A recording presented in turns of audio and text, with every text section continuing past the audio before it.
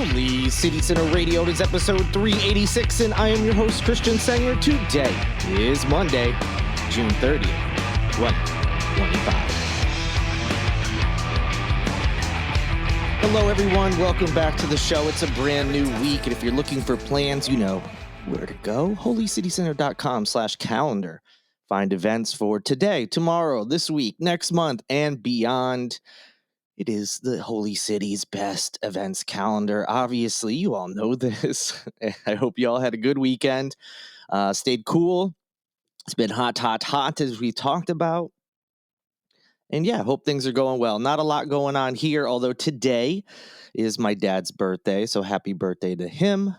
Very excited to talk to him later today and tell him, well, over the phone, not in person, but you know what I mean. And excited he is celebrating another birthday. So happy birthday to him. My sister-in-law also had a birthday last week. So happy birthday to her. And then, we had a nice little Father's Day holiday not too long ago. So again, my dad and my brother, happy Father's Day to them. Belated. I mean, I talked to them, so they already know. But I was just thinking, man, we gotta, as a family, obviously Father's Day is not just my family, but they're kind of like grouped together all of a sudden. It's like Father's Day, birthday. We like to bunch our birthdays together and things. So, and on top of that, my brother and sister-in-law just celebrated their most recent wedding anniversary as well. So all packed in just like a week or so, all these dates and everything. So it's been a fun time for the family as far as, holidays and birthdays and things. So anyway, that's about it that's going on right now here. We got some news to get you caught up on, some updates and some new stuff. So let's dive into it.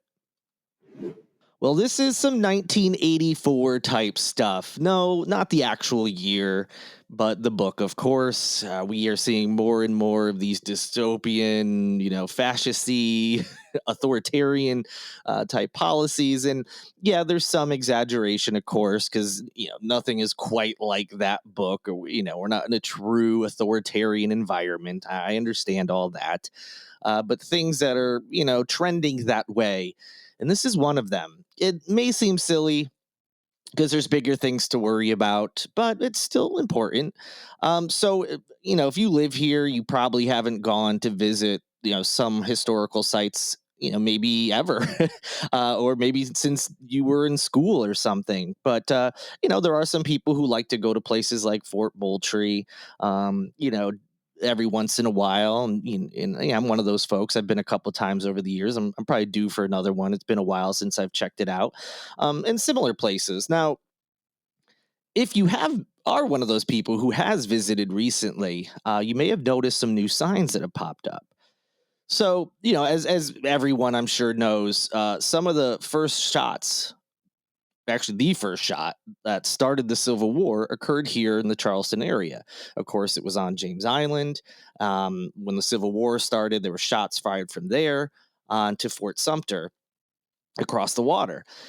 And, that's a big part of our tourism here is, Fort Sumter, the Civil War history, the Revolutionary War history, and so on and so forth. But today, if you don't like what your tour guide is telling you, you don't like some of the signage that is up at some of these places, you can actually report it for being negative about U.S. history. In the past month, signs encouraging visitors to complete a feedback survey have recently popped up at National Park Service sites all across the nation, but here locally, you can find them at both Fort Sumter and Fort Moultrie. So yes, this only refers to National Park Services. Service sites, I should say. So not every historical thing, is tied to this, but any National Park Service site, regardless if you're here in South Carolina or elsewhere in the country, are starting to see these signs. Visitors are asked to report any areas of the sites that they're visiting that may need improvement or repair, which, okay, sure. But also, they are encouraged to report any signs or other information that are negative about either past or living Americans, which is bonkers. This includes messaging that fails to, quote, emphasize the beauty, grandeur, and abundance of landscapes and other natural features, end quote. Okay, yeah. Certain national parks aren't tied to anything in history necessarily, as far as historical events or wars and things. So, okay, sure. I could see if if there was a site that was just unnecessarily political for some reason, but places like Fort Sumter and Fort Moultrie are supposed to teach history, what happened here and why. So that's a little different. And unfortunately, when it comes to something like the Civil War, especially, inevitably there's going to be something negative about an American or a Confederate, traitor to this country. Just saying that Confederates were traitors, I'm sure people could report that as if that's how they were talked about at these sites. But it's true. That's who they were. That's actual history. Warts and all, that we should tell the truth. We shouldn't sugarcoat history, just because, well, we don't want any past Americans to look bad. No, that's not how this works. So if you're wondering, at the Fort Sumter and Fort Moultrie Visitor Center, Fort Moultrie's on Sullivan's Island. Obviously, Fort Sumter is out in the middle of the harbor.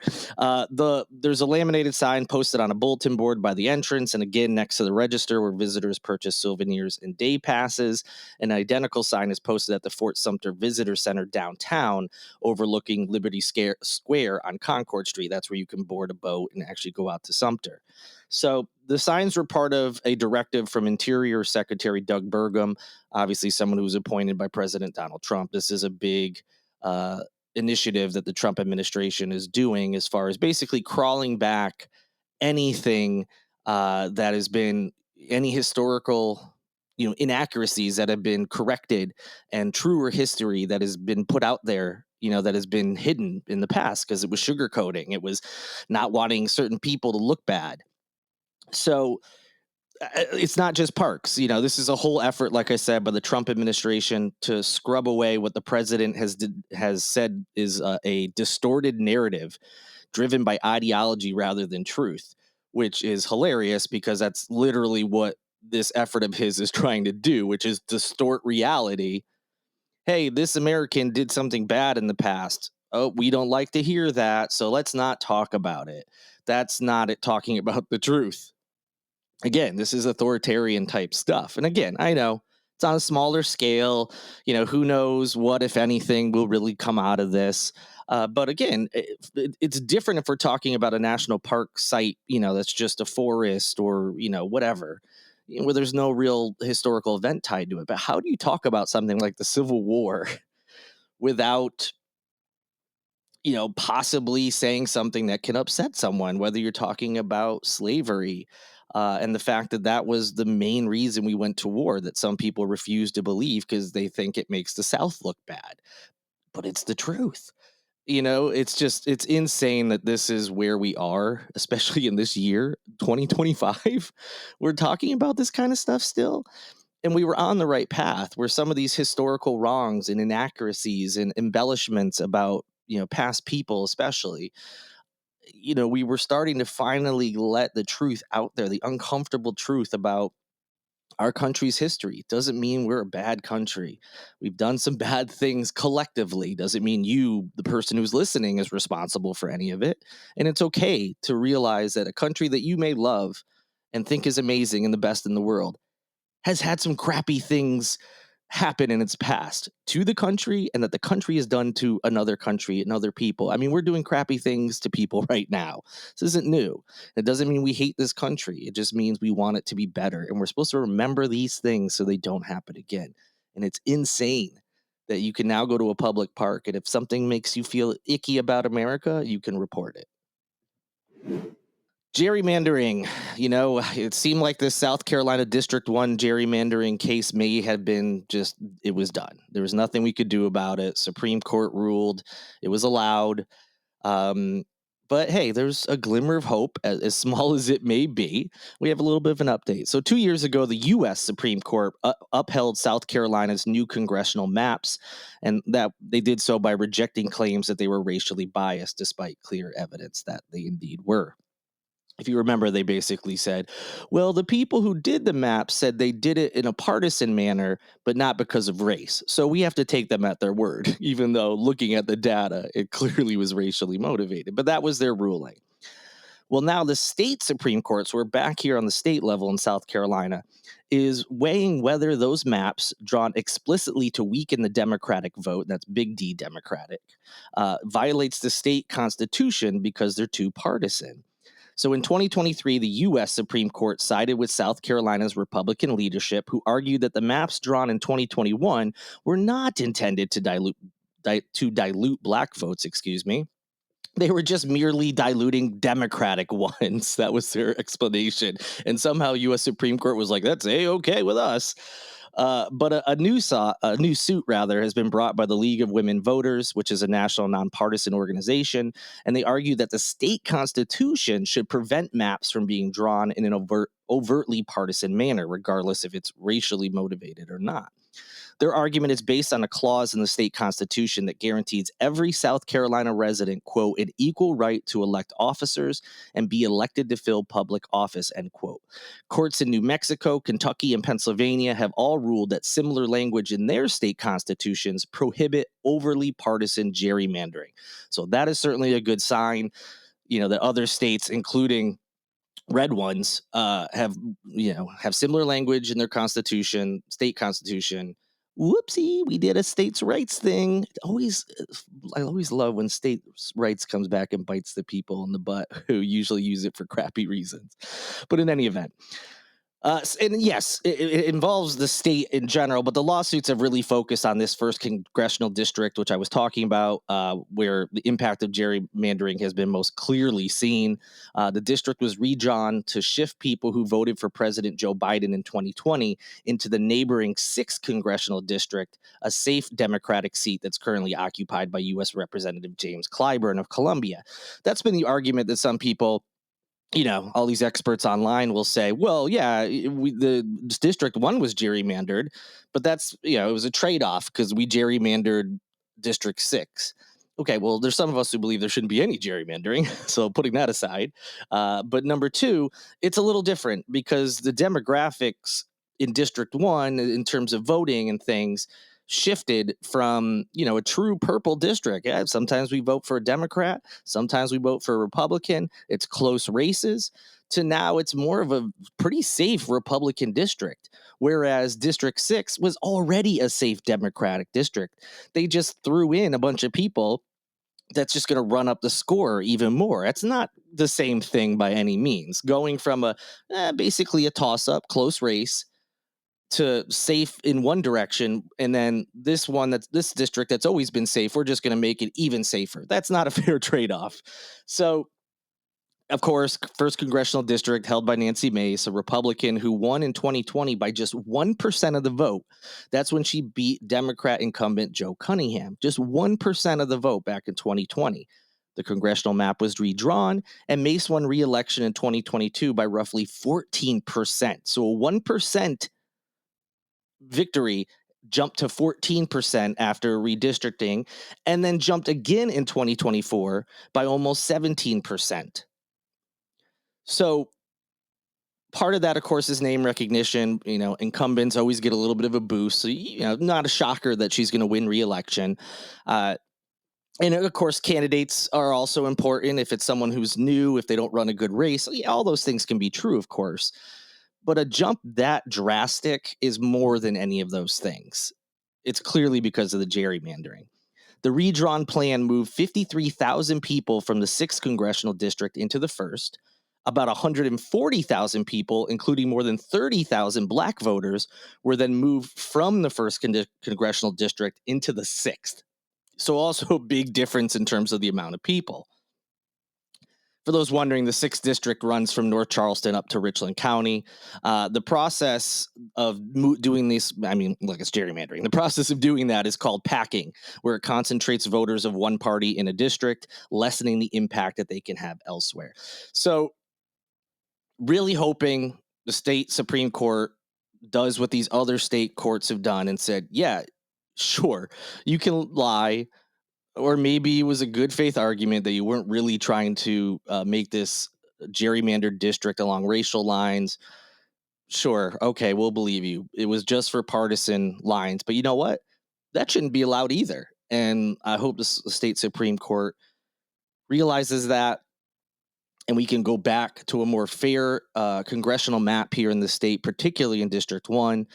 And although it seems like Nancy Mace may be, leaving that position for another one at some point, assuming she wins an election somewhere else, this we need to get back, regardless if she's there or not, to what this district is, which is purple. It really is like a toss up a lot of times, and it should stay that way because that's representative of what this district is and has been. Speaking of Supreme Court, the U.S. Supreme Court made a flurry of rulings on Friday, most of which were not great, one of which had ties to South Carolina. So the U.S. Supreme Court allowed states to cut off Medicaid money to Planned Parenthood in a ruling handed down on Thursday. It was actually the day before all the flurry of things came out. Um, this is a bigger push nationwide by Republicans, which basically any Medicaid funding that any Planned Parenthood locations get, Republicans want to remove that funding because they provide abortions. Now, the big thing to keep in mind here, regardless of what you feel about abortions and where you believe they should or should not take place, none of the funds that Planned Parenthood gets from Medicaid goes to abortion services. So all that money goes to the other things that they can do. If you're somehow unaware, Planned Parenthood isn't just some abortion factory. This is all they do all day. No, most of their day is not doing those types of things. They provide contraception. They provide, also just education on sex health. They provide cancer screenings, pregnancy testing, and more. And it's for people who a lot of times can't go somewhere else due to cost. Planned Parenthood allowed this, it became a place where people could go and they wouldn't have to spend as much money as they would at another location. Yes, they do provide abortions, and they adhere to whatever state law is out there now. But none of the funds they get from Medicaid go to that. Not good enough for Republicans. They want to remove their Medicaid funding, which now means they'll have less money to help out people in need. And again, that is not talking about people who are searching for abortions. Again, regardless of what you feel about that, this is for people who are doing those other things that I just mentioned. So, we just talked about the gerrymandering case where U.S. Supreme Court just gave the A-OK to gerrymandering, saying it was okay. But because of the state constitution, there could be a change here. I don't think we're going to see that kind of, play here. I don't. Look. I'm not a constitutional scholar, especially not the South Carolina state constitution. But I doubt there's going to be an argument in there that we can bring to the state Supreme Court. We'll see what happens. People smarter than me are working on that. But for as of now, it looks like states will be able to cut off Medicaid money going to Planned Parenthood.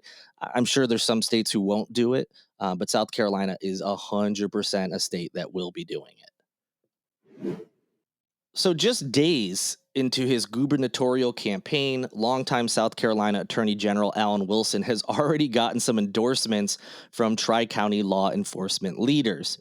Charleston County Sheriff Carl Ritchie, Berkeley County Sheriff Dwayne Lewis, and Dorchester County Sheriff Sam Richardson joined Wilson at a Somerville coffee shop this past Thursday morning to officially endorse him in his run for governor. The trio released a joint statement citing Wilson's continued partnership with the agencies in the state and his stance on crime as part of why they're supporting him. Now, we're very early in the process. As you may remember, a state senator also threw his hat in the ring via email, State Senator Kimbrell. But this is big for Wilson, securing 3 endorsements from Tri-County, police leaders. That's a big endorsement, especially for the Republican Party. There's still people who may jump into the race, but it's telling that they immediately endorsed him without waiting to hear if anybody else, for instance, say Nancy Mace, who's is long thought to be running for governor as well. And that makes it funny to me, especially the Carl Ritchie, the Charleston County Sheriff, endorsing Alan Wilson, because if you follow Nancy Mace at all on social media, she, amongst, all her other topics she's usually talking about, one that pops up every once in a while is how she and she alone helped oust what she calls the sanctuary sheriff, the former Charleston County Sheriff, Kristen Graziano. Says how she forced her out by exposing her for not helping out ICE enough. And, she was lenient on immigrants and migrant crime and, all this nonsense. And she claims that it was her, pointing out these supposed ill deeds and whatnot that helped lead to Graziano being defeated by Ritchie. So for someone who takes a lot of credit, well, it seems like Carl Ritchie, even if he thinks you did help, she really didn't. But even if he thought so, he's like, yeah, I'm going to endorse this guy. Now, again, Mace is not in the race. So endorsing her at this point would be weird. But he didn't have to endorse anybody. He could have said, hey, I'm going to wait. We're early in this process. I think other people might jump in. Nope, he wasn't going to wait. Nope, Alan Wilson. And it just makes me so happy that, Mace is touting how much police love her and, she got rid of the sanctuary sheriff and all this nonsense. And the guy she claims she helped get elected doesn't even want to endorse her. And lastly, just a little change of pace here. Although it does sound like it could be the start of the end of the world. Who knows?